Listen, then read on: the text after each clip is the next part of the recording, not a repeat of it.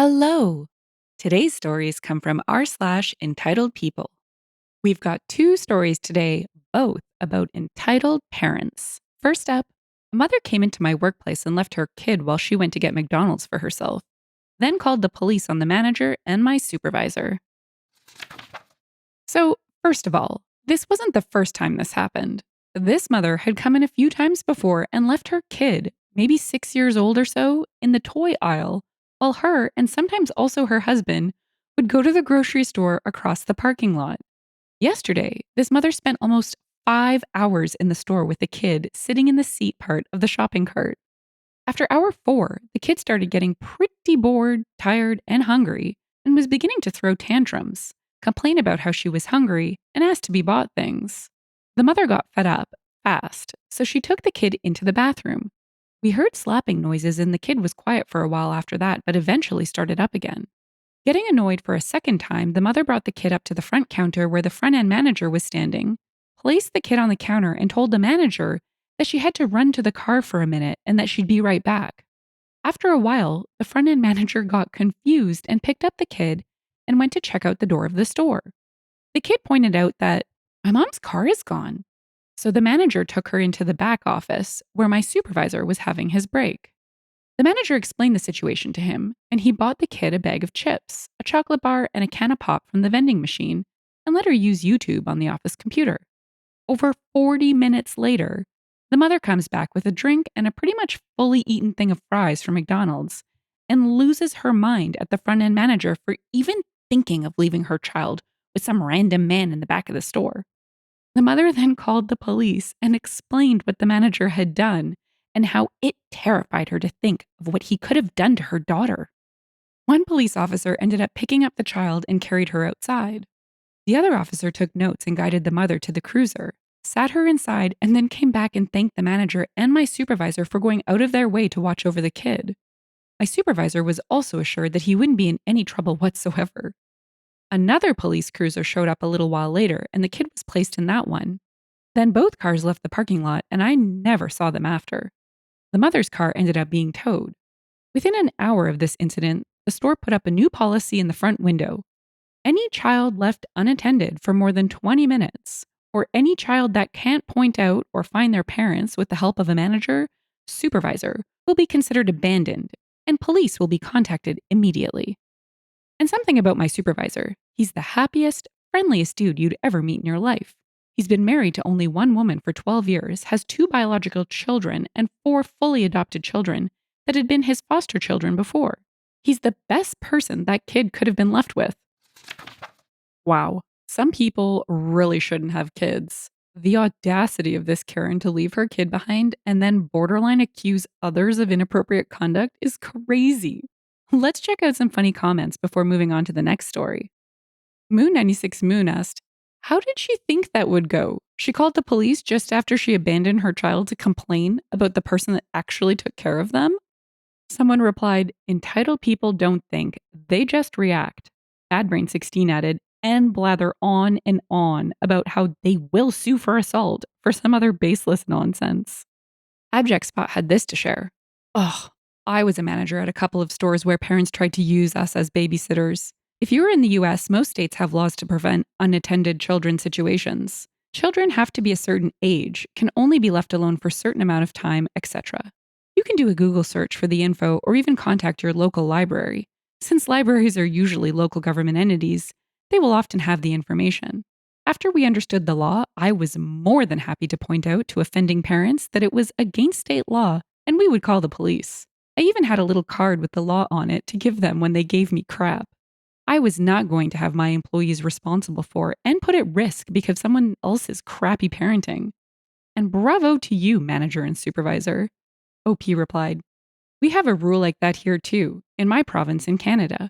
Once kids reach 12 years old, they're legally allowed to be left unattended for up to an hour.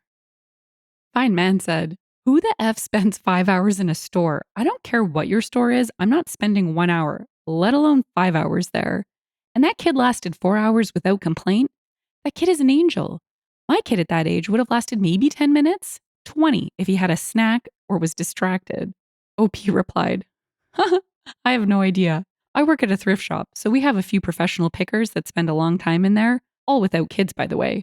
So maybe that's what she was. Our second story isn't as high on the entitlement scale, but more than makes up for it in pure comedy. Not your free babysitter. Thanks for asking, though. So, I have a distant friend. She's a friend of a friend of a friend type deal. She has 3 kids. I have 3 cats. Ha! Her kids are enrolled in a camp very close to my house. Pickup for the camp is at 4 p.m. The line for pickup for the kids is 3 p.m. Yeah, it can take a really long time to pick up kids at that camp. A big old line of cars form up every day to get the kiddies. It's a bit chaotic. Now, here is the story. This friend of a friend has been using her lunch breaks to fetch the kiddies from camp. Sometimes the traffic is so bad she is late getting back to work.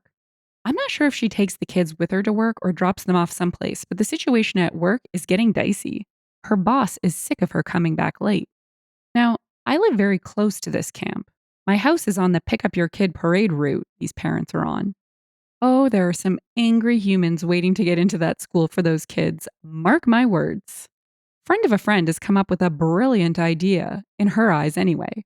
She asked me to go get the kids for her, all 3 of them. She would like me to take them back to my house, give them a snack or something, and wait for her to pick them up. She thinks it will be much easier to fetch them from my house than the camp, since she has to drive into the camp and I can merely walk. I said no. I am not a babysitter. I'm not a nanny. I'm an artist. I have a job. I work from home, but I have a job. I'm not watching 3 kids under the age of 10 for unknown hours and have to provide snacks for them as well. She said that she would pay me $20 to fetch the kids. I said, no, I already have $20, so I'm good. She does not find this funny, but I sure did. She tells me, she is a single mom trying to do her best. It takes a village. I am so close to the camp. Why can't I just do this favor for her? I say, because it's not a favor, it's a job. I already have a job. I work from home. I am an artist. Also, I don't know your kids. I barely know you. I'm not watching 3 stranger kids for anyone. This is just how that cookie crumbles. Well, she is unhappy. Very, very unhappy. Her next plan is set into motion. Send in the mommy group. She gets my friend and few other friends to email and call me. Nothing like a good mommy wagon train to circle around with. Except that doesn't work either. You see, I'm not in high school, so the whole peer pressure thing no longer applies to my life. I don't care if they like me or not. Also, I'm not a human mommy. I'm a fur baby mommy. Other fur baby mommies don't care about such things. We are a super laid back group in general. We have a pick up your kids' poop and I'll pick up my kids' poop policy. Mommy group made some big points with me. 1, how easy it would be for me to get the kids from the camp. 2, I could do arts and crafts with the kids until mom came and got them. 3, I would not be lonely during the day because I would have kids to play with. 4, it would be a nice thing to do for a single mom who is struggling with a situation right now. All really interesting points that have absolutely no impact on me. Arts and crafts with the kiddies? Are you for real? I don't do arts and crafts. I sell art for a living. I'm not a freaking Michaels. The kids can't help. I don't want them to, and my studio some days are a full-on wreck. I don't even let the cats in there on those days. Plus, single mommy with 3 kids is driving a new BMW. Perhaps she should have gotten a more economic car and a professional nanny. I reminded them all that if it was so easy to do this one thing, then they too can get the kids from the camp. Heck, park in my dang driveway if you need be, ladies. Then they can walk in and grab the kids, take them home, and do arts and crafts. Plus, friend of a friend will pay them $20 for their trouble.